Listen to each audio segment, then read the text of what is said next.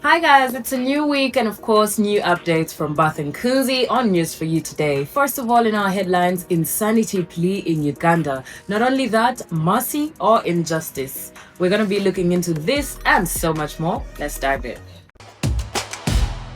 Now, I'm going to start by saying I saw this coming, or maybe it started before I even actually saw it coming. So here it is. Lawyers in Uganda are actually divided over the insanity defense, especially after the Ggaba case involving Christopher Okello Onyum.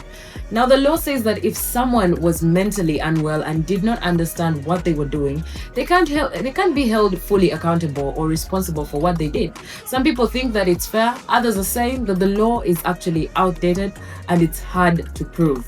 More to this, even if someone isn't jailed, they're still kept in a mental health facility for a long time.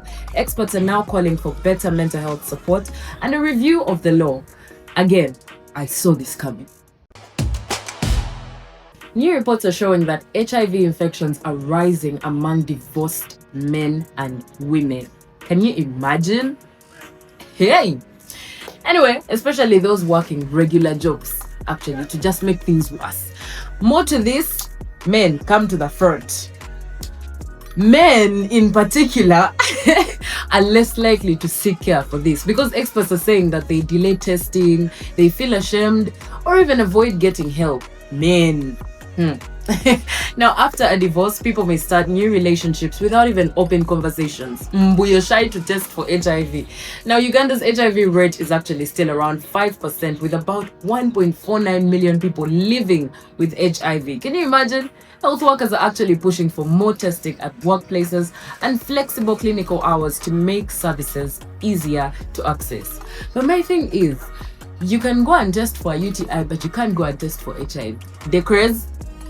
Again, men, come to the front, please, because I'm just kidding. Fire on the mountain. Someone say run, run, run.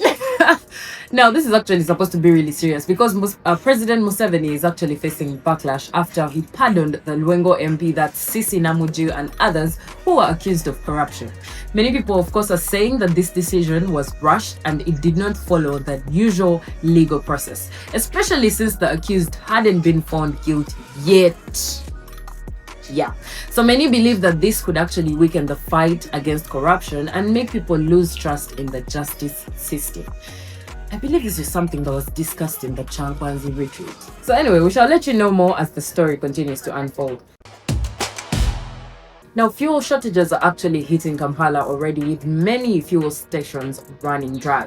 Fuel stations with supply are rationing fuel, leaving drivers either stuck or forced to buy very small amounts of fuel. Now, fuel dealers are saying that the problem is linked to the current global tensions affecting supply. Permanent Secretary Irene Batebe says that there's still enough fuel in reserve, but the situation on ground is proving us otherwise. For example, now, major stations like Starbucks, Total Energies, and Shell are running low. So, first of all, if you have not been going to the gym, this is your opportunity to keep fit. You're going to be running to work in a bit.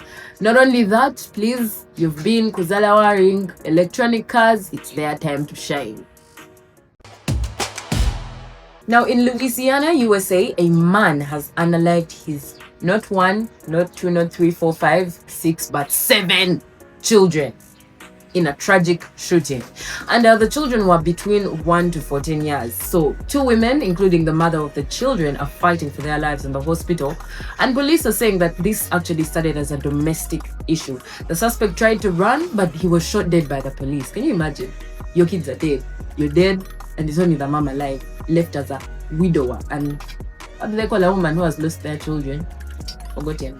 But anyway, it's very, very heartbreaking because we know very well that the US in the past 3 years is not a stranger to gun violence, and especially in school communities and with children. You know, it's really, really sad. So as we face our own similar situation here at home, we hope that justice is actually served. May their souls rest in eternal peace. And that's a wrap for today. I hope your week has started off well. If it hasn't, keep some hope. The week is gonna be great for you.